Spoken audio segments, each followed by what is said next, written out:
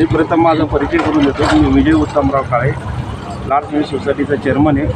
मी लाडसळी जिल्हा परिषद गटात भारतीय जनता पार्टी निवडणूक आहे. गावांतर्गत जे स्वच्छता असेल, आरोग्य असेल, रस्ते असेल, याचा विकास करणे, गावाला पाणी पुरवठ्याचा विषय असेल, शौचालय असेल आणि इथं काय केंद्रात पण भाजपची सत्ता आहे, राज्यातील आता महानगरपालिकेमध्ये पण भाजपची सत्ता आहे. हो बरोबर आहे. केंद्रात, राज्यात, आता मनपामध्ये पण आले आणि आता जिल्हा परिषदमध्ये सुद्धा महाराष्ट्र भाजपची सत्ता येणार. काय तुम्ही आता जनतेमध्ये फिरताय, काय तुम्हाला जनतेतून कौल आहे, काय म्हणणे आहे? जनतेमध्ये फिरतो, नागरिकांच्या भाजपच्याच बाजूला कौल आहे. शेतकऱ्याच्या किसान सन्मान योजना असो, लाडकी बहीण योजना असो, इतर सर्व योजना शेतकऱ्यांना हे लाभदायी आहे. तुमचं असं वेगळं पण काय असेल इथं कशासाठी?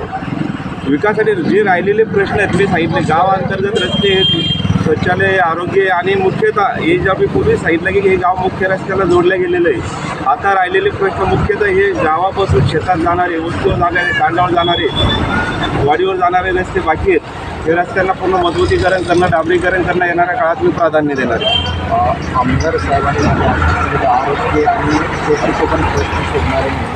शेती लाईटचं पण प्रश्न तुम्ही काही सोडलेलं आहे आणि तुम्ही त्याचे चेअरमन असताना काय काय समस्या सोडत आहे? हो बरोबर आहे. आमदार अनुराधा चव्हाण यांच्या माध्यमातून बऱ्याच ठिकाणी आम्ही जिथं डिपेचे प्रश्न होते, डिपेचे प्रश्न सॉल्व्ह केले. जिथं एक म्हणजे लोड येत होतं तिथं दुसरी डिपी मंजूर करून दिली. तारा म्हणजे बऱ्याच ठिकाणी काही लाईट नव्हती, लाईटही तिथं विद्युत पुरवठाही करण्यात आला.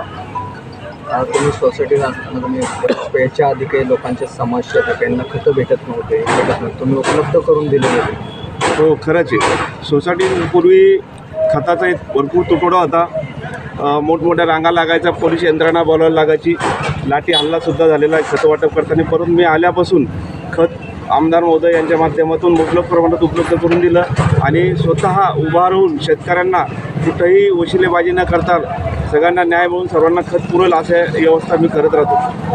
आम्ही असं ऐकलं तुम्ही फोन केल्यानंतर सुद्धा तुम्ही शेतकऱ्यांच्या बांधावर जाता, काही समस्या असेल जाणून घेता.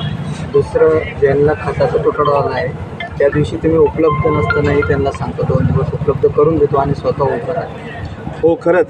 जिथं खताच्या बाबतीत विषय असेल, जिथं आता जे गाडी आली संपली तर दुसरी गाडी आमची 2 दिवसात येणार असते, मी सगळ्यांना समजावून सांगतो की बाबा 2 दिवस थांबा, आपल्याला माल मिळेल. आणि मला ज्यांनी कॉल केला मी लगेच उपलब्ध होतं. जिथं बोलवलं तिथं कधी हजर राहतो. सर्वांच्या सुखदुःखात सामील होत असतो.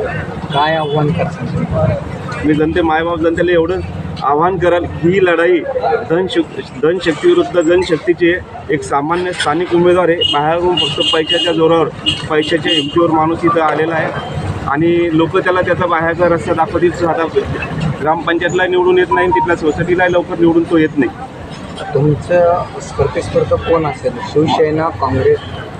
माझी प्रतिस्पर्धा ही जो बंडखोर केला आणि शिवसेनेत गेली यांच्याशीच खरी प्रतिस्पर्धा आहे. ठीक.